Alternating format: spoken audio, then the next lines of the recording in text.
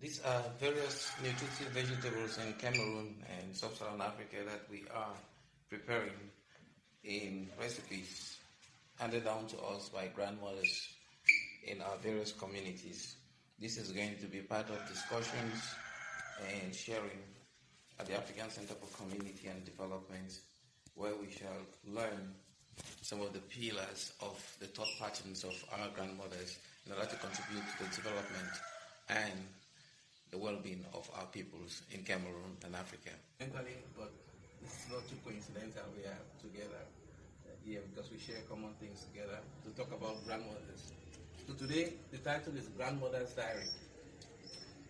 So I will be calling on anyone here to share a story about his or her grandmother, how she impacted maybe in his or her life or to the community and so on. Perhaps maybe I should start by saying a little bit about my.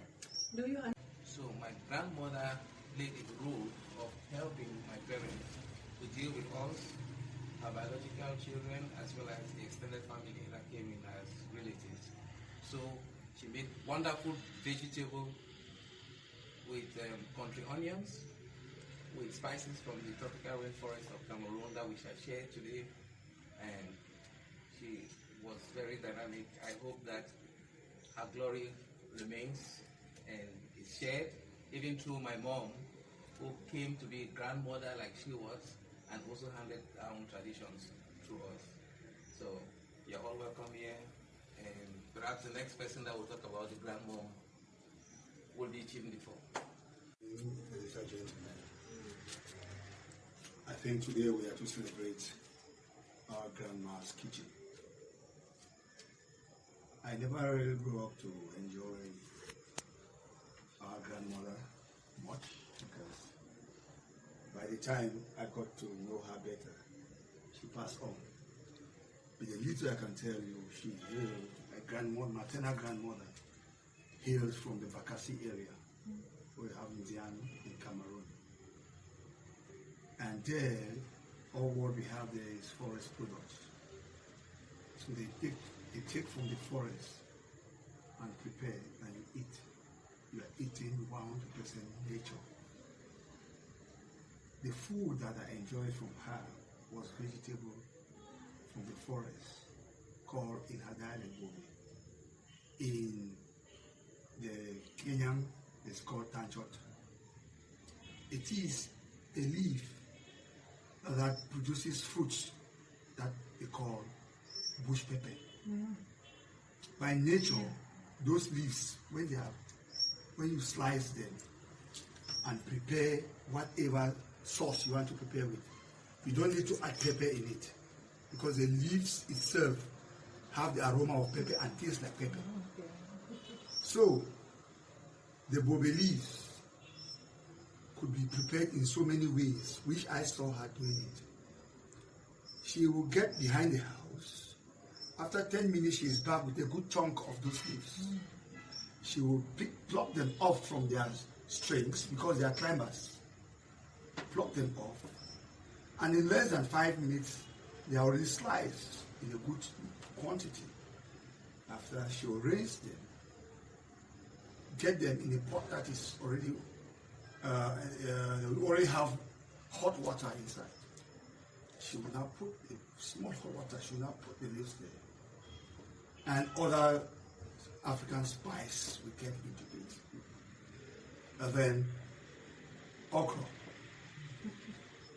Okra we put there. Then also the mango seeds, they call it ogbono. Elle était très traditionnelle. Elle avait sa coiffe. Elle avait une coiffe bretonne. Okay. Ouais.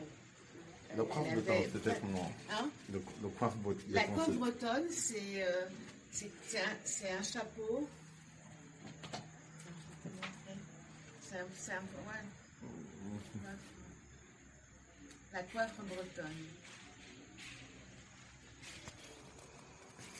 Flour, and you may put cassava or fufu or corn fufu, huh? So, and make it round. But we had only flour and a little bit of egg and salt. So this is how Granny dished us Christmas period.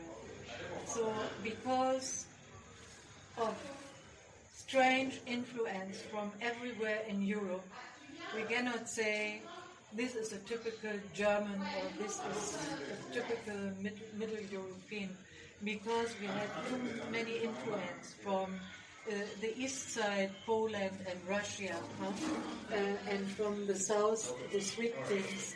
So later the French entered the kitchen. So I just like to describe our kitchen as a mixed pickle from Europe. So we're trying to actually boil vegetable so that we can squeeze the way grandmothers do across Africa. We also want it to be green.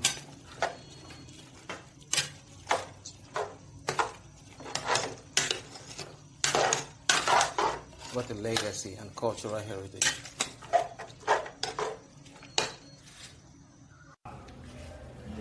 So this is a menu that we've crafted from the diary of our grandmothers in Africa, and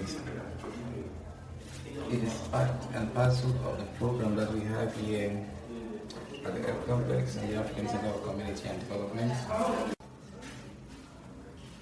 The food's coming up.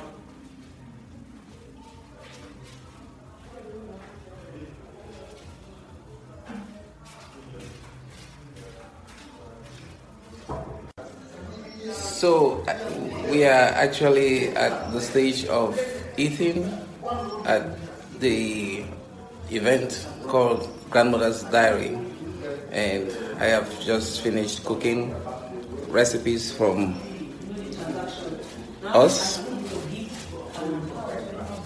and we hope that you will enjoy them. So these are food prepared for the project Grandmother's Diary, organized by a complex and the African Center for Community and Development, along with community stakeholders, to celebrate grandmothers in Africa.